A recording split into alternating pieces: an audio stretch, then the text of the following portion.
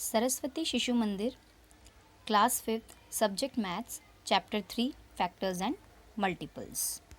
Hello students, आज हम class 5th का चैप्टर 3 का पार्ट नंबर 2 पढ़ने जा रहे हैं मैथमेटिक्स का।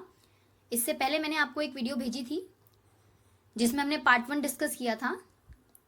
उसी का आगे ये पार्ट 2 है।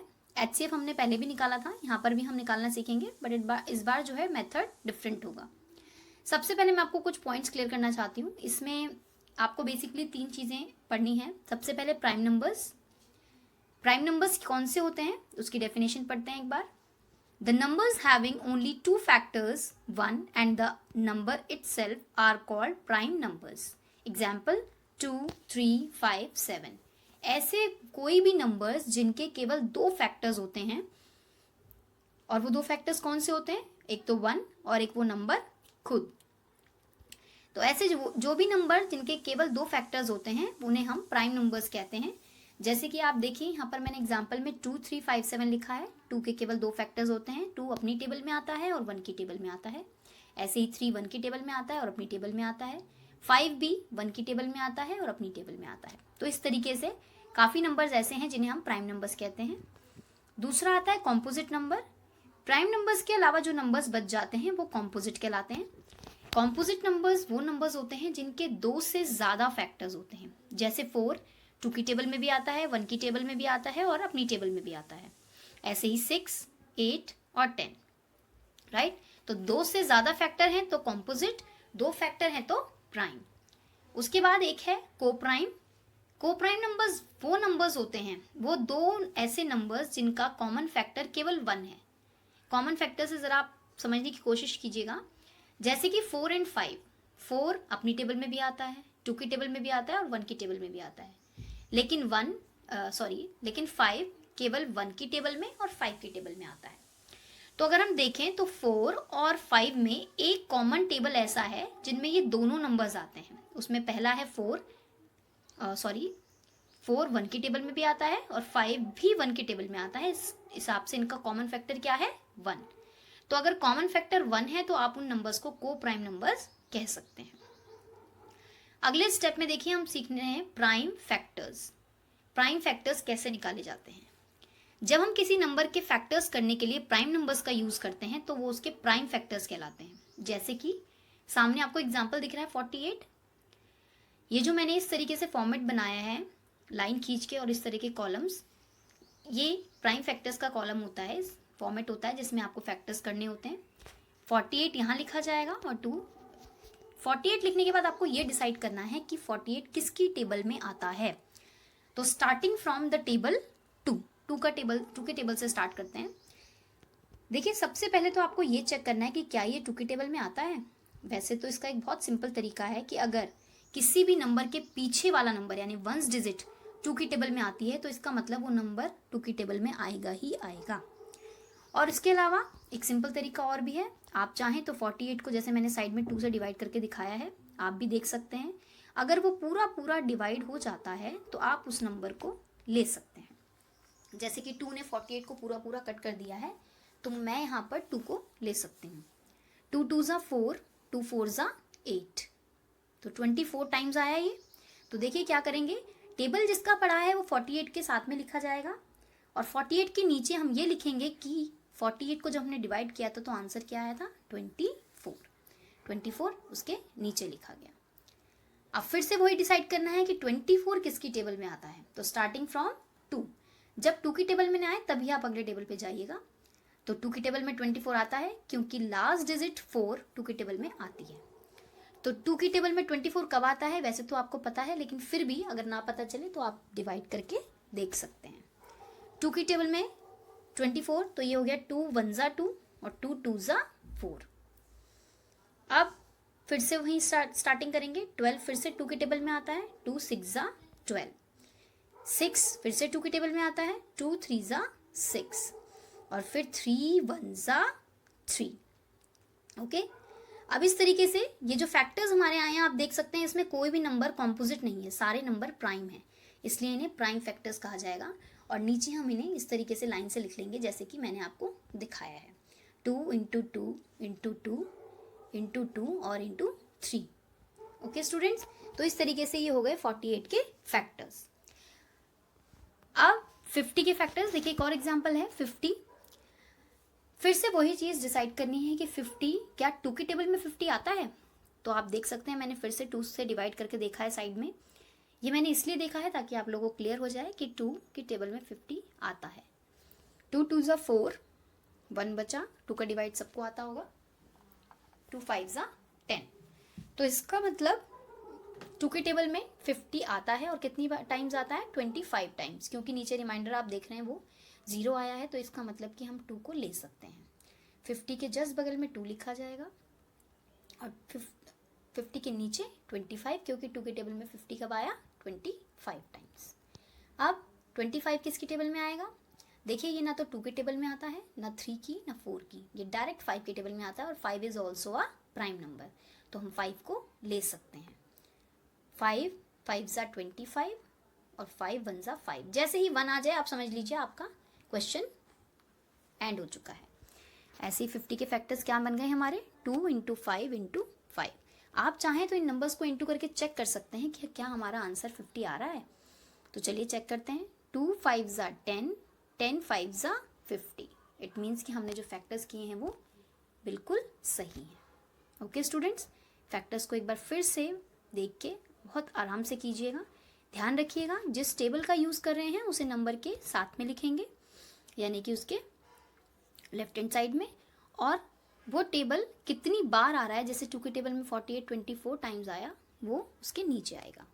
ओके, ये मैंने आपको इसलिए बताया क्योंकि हमें HCF निकालने में हेल्प करेगा। Methods of finding HCF। देखिए HCF का मतलब होता है हाईएस्ट कॉमन फैक्टर, ठीक है, यानी कि सबसे बड़ा कॉमन फैक्टर। भी मैंने पिछली एक्सरसाइज में आपको फैक्टर निकालने बताए थे और उन्हें कॉमन फैक्टर भी निकालना हमने सीखा था, उसमें HCF भी सीखा है, पर ये HCF का सेकंड मेथड है। आप सामने देख रहे हैं मैंने लिखा है there are 3 methods of finding HCF। HCF निकालने के 3 मेथड्स हैं, जिनमें से पहला है ऑल फैक्टर्स मेथड, जिसमें हम ये देखते हैं कि ये नंबर किस किस की टेबल में आ रहा है, जो कि मैंने पिछली एक्सरसाइज में आपको बताया है। दूसरा है प्राइम फैक्टराइजेशन मेथड, जो हम अब सीखने जा रहे हैं। और थर्ड वन इज डिवीजन, जो मैं आपको नेक्स्ट वीडियो में भेजूंगी। तो फिलहाल हम आते हैं प्राइम फैक्टराइजेशन मेथड पे। अगर आप फैक्टर निकालना सीख जाएंगे तो ये आपके लिए बहुत ईजी रहेगा। देखिए प्राइम फैक्टर निकालने के लिए आपको 2 नंबर्स तो चाहिए ही चाहिए, खाली अकेले नंबर का HCF नहीं निकाल सकते, तो HCF निकालने के लिए आपको 2 नंबर चाहिए। यहाँ पर हमें 2 नंबर में से पहला क्वेश्चन देखते हैं, 48 एंड 32।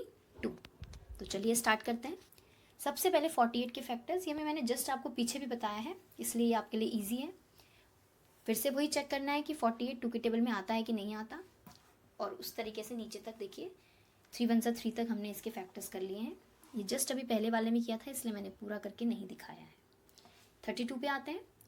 2 की टेबल में 32, अब मुझे नहीं पता कि 2 की टेबल में 32 आता है या नहीं आता है, but I have to check, क्योंकि इसके पीछे 2 है और मैंने आपसे कहा था अगर 1 डिजिट 2 की टेबल में आ रही है तो इसका मतलब वो नंबर 2 की टेबल में आएगा।